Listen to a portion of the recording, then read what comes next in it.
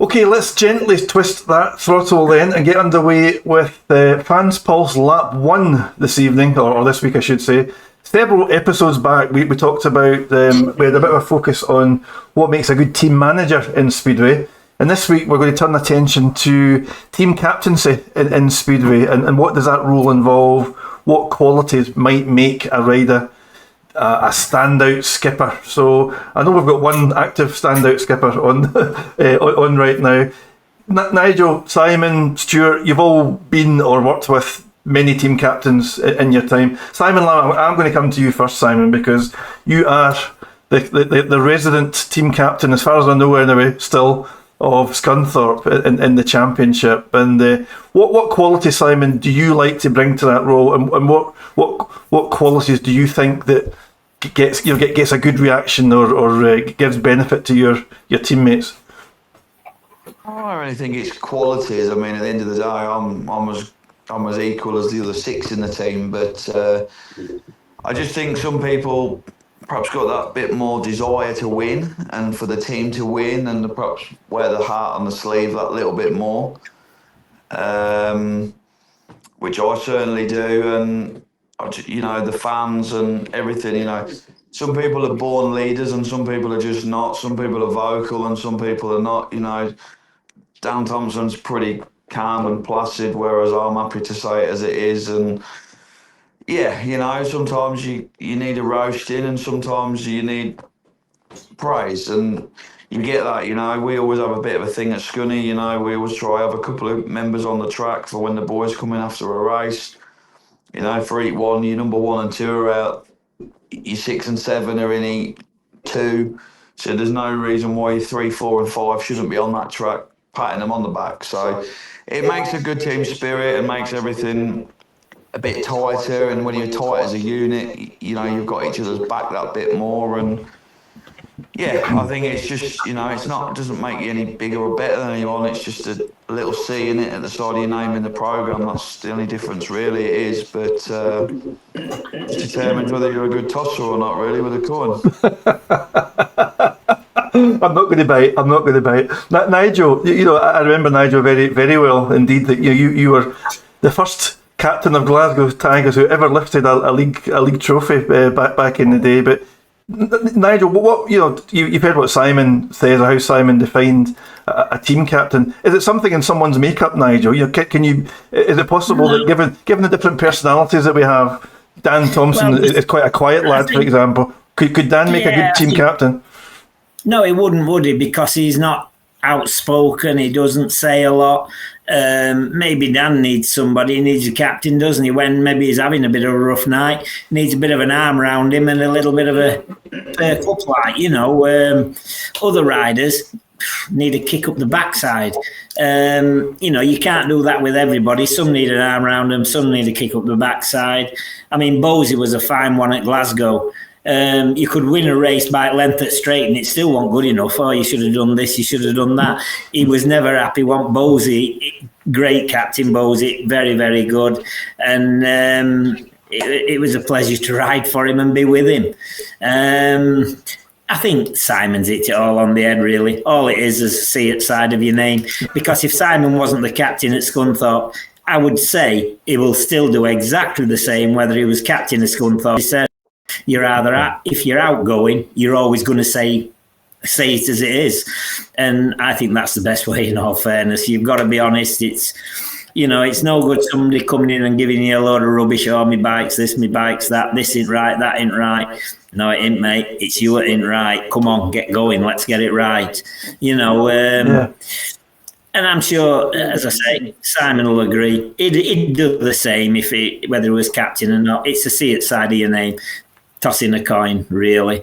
And if you've got a good team round you, like we had at Glasgow, makes no difference who was the captain, really. Makes no difference at all because everybody wanted to win. That was the desire within the team. Just so many supporters used to go away. You couldn't let them down.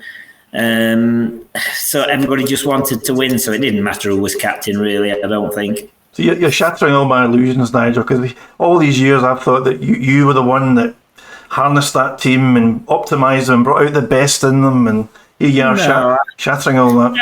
I don't think so, Derek. I'm not saying like when somebody wanted to kick up the backside, I didn't go and say it to them or whatever, but, probably Stuart did that to me when I were having a bad night. Come on, what's up with you? Get going, come on. Everybody wants to win, don't they? And, if you're part of that team, you don't want to let that team down. You don't want to let your teammates down. And some nights it goes, some nights it doesn't. Some nights you need a bit of an hand. Even the captain needs a bit of an hand, doesn't he? You don't have a good night every night. And you need somebody to come and just give you a kick up the backside or a bit of an arm round, a bit of advice, a bit of help along the way. It doesn't matter whether you're captain or not.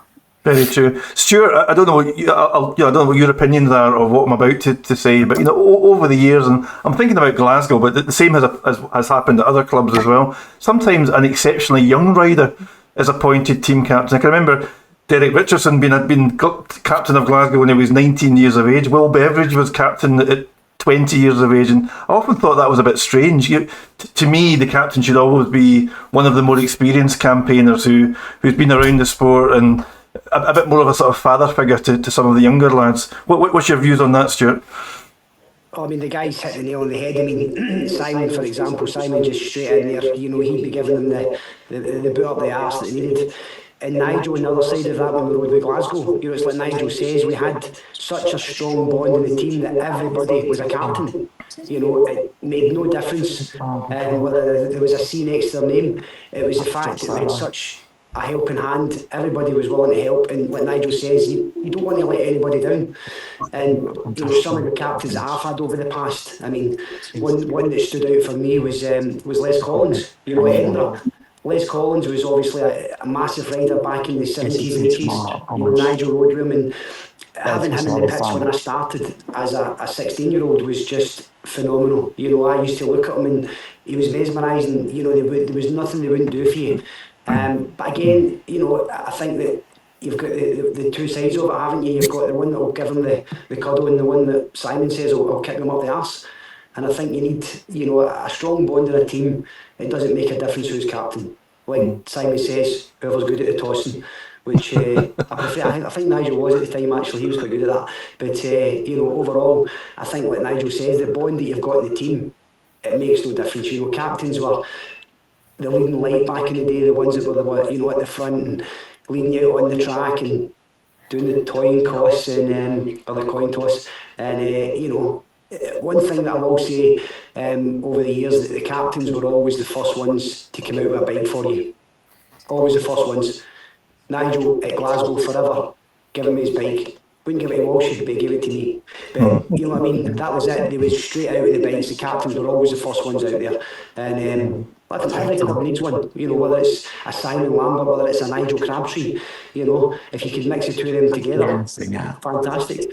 But definitely over the years, captains have been a big part of the teams. And like Nigel says again, if you've got a great bond, it doesn't make a difference. Simon, I wondered, just a point that Stuart made there.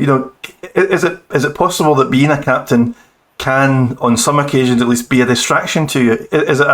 Can it be a bit of a headache sometimes, where there's an expectation that you've got to do certain things that you would rather not, because you need to focus on yourself sometimes?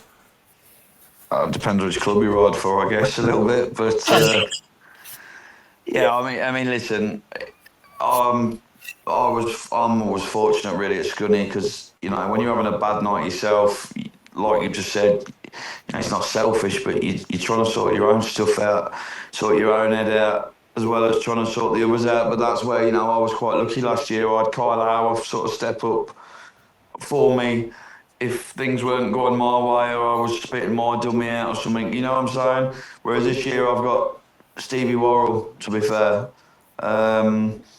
Obviously most captains in the league are number ones, but it doesn't matter whether you're number one, number 7, number 2, whatever. Everybody's points are as important as everyone else's. Maybe some riders have more than enough on you. I mean, somebody like, say, Bomber as an example. He's grass tracking, he's long tracking, he's doing a bit in Sweden, I think. He's doing Glasgow, he's doing King's Lynn. He probably doesn't need everyone else's keep it clean, rubbish as such, or problems. But he will help. Obviously, I know how good he was with Ashton Bowden from start to finish, sort of thing, which is good. So, yeah, it's one of them. Obviously, you know, the biggest. We don't get paid more for being captain, or I don't anyway. But obviously, the highlight of being a captain is you're that man that gets to lift that trophy first in front of your fans, in front of the TV, in front of your sponsors, your family, your friends, and that's, you know, that's a weight in gold, I guess, really. And I know what that felt myself when we won, you know, I don't know if you remember, we beat Paul, we won the knockout. Yes, I do remember, yes, I do, yes. Whereas obviously I want to win a league title, and that's the goal for me, you know, be captain and win a league title somewhere before I retire. Nigel, you know, I know you were playing down the captain's role earlier, Nigel, but you know, I'm going to have another go at you. You know, in any sense, has being appointed captain remotely motivational, Nigel? Don't you feel an extra little pressure to perform and lead by example? Yeah, quite. I don't know. Everybody's expected to do the job, aren't they? Maybe so, a little bit. I mean, one of my big pluses when I rode for Stoke, Eric Monahan was at Stoke. Now, Eric was as good a team man as there was anywhere, and Eric would run around and he'd kick everybody up the backside, me included, by the way. You know, and Eric was just as much around everybody at Stoke as I was, because he was very involved, and again, Eric wanted to win. So, really, I was, yeah, toss the coin and pick the trophy up at the end of the year, but we never picked any up. So it didn't matter that, didn't it? But I agree what Simon says, though. I remember when we picked that trophy up at Glasgow when we won the league and we won the cup, didn't we? But yeah, it is a moment you remember, that is, and something to cherish, really. That is one bonus of being the captain, really. As Simon says, you pick that trophy up and you show it off to everybody, and it makes you feel proud, and everything else, you know, that's the biggest plus to it all, I think.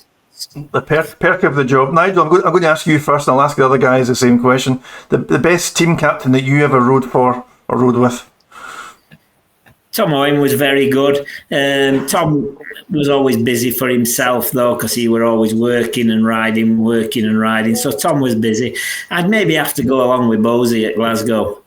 He was a hard man, but he was a top man, Bosey. A lot of time for him, and I hope his lad does good at Workington. If he does half as good as Bosey, if he's half as good as him, as Shane, he'll do all right. Absolutely. Simon Lambert, best captain that you've ever ridden for?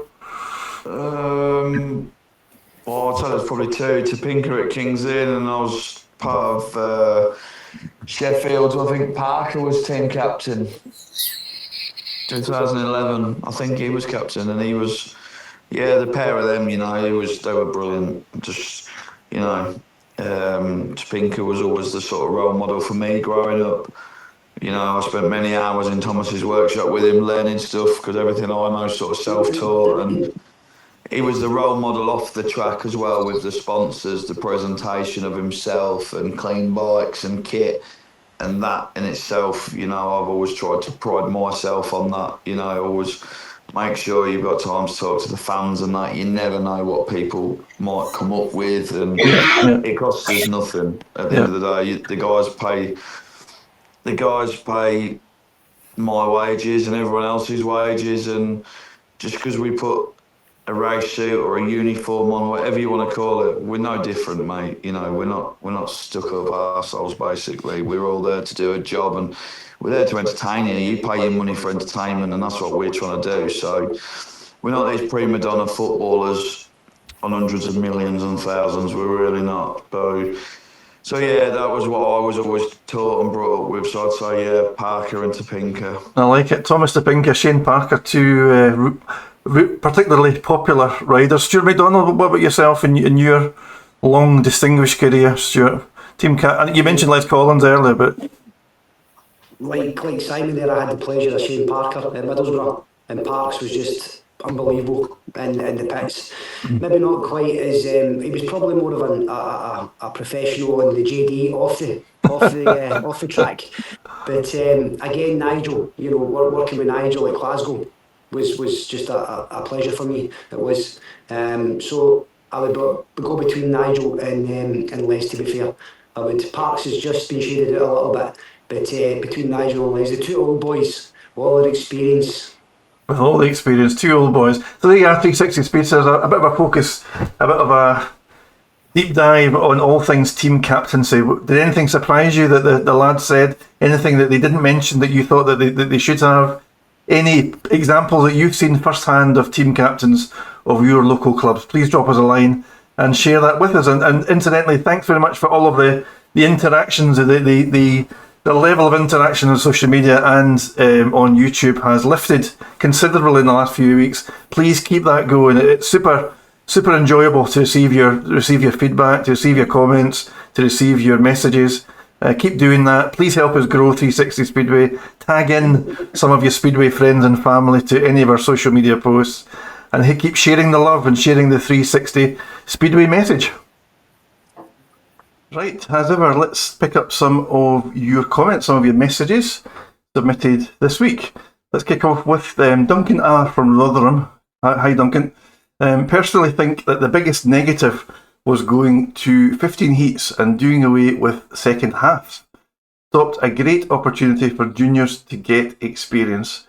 So, Duncan, that was a comment submitted in response, I guess, to the general rumour mill around the future of British Speedway and the big decision-based winter that we're gearing up for. I mean, over the years, over my lifetime following Speedway, there's been some tinkering with the race formula and the meeting format. I remember at one point we got to 16 heats, didn't we? At one point, we've had 13 heats, we've had second halves, although not for some time. But I think you've probably got a point from a rider development point of view. The second halves did allow developing riders, so-called juniors, to get on track with some of the more established riders who were in the main side, and it gave them some sort of yardstick to assess themselves against. So from that point of view, yes, that did have a benefit.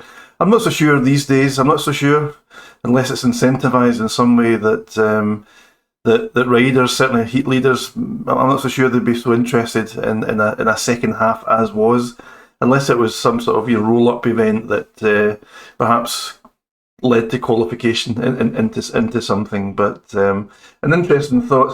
Sometimes going back to basics is the right thing to do in life. I'm not so sure that necessarily applies to Speedway, but thanks for your message, Duncan. Next up this week, Frankie R from Bathgate. Hi, Frankie. Bathgate, not so many miles away from me. If we can't have one big league, do you think we should race each other twice, home and away? There would be more meetings and without gaps. Perhaps with no playoffs. Yes, is the short answer. In its current format, a 9-club championship, and I think it's the championship that you're referring to, Frankie, given where you live.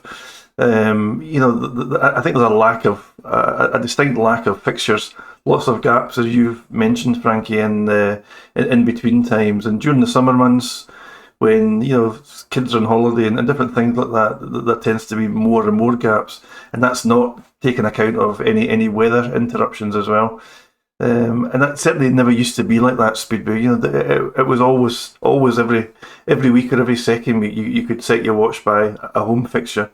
Going 2 home, 2 away in the championship, if it remained with 8 or 9 clubs, would absolutely be the way to go, in my opinion. I would even sacrifice potentially the playoffs at the end of the season if that allowed that fuller league campaign to be fitted in. I do like the playoffs.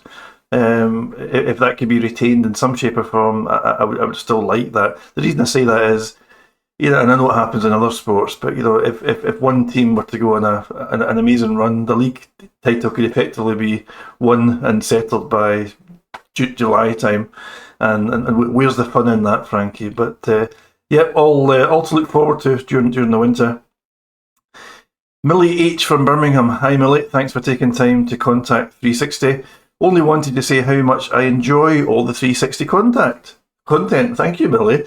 The sheer variety of topics is impressive, and the ex-riders know their stuff. Keep up the good work. The ex-riders certainly know their stuff.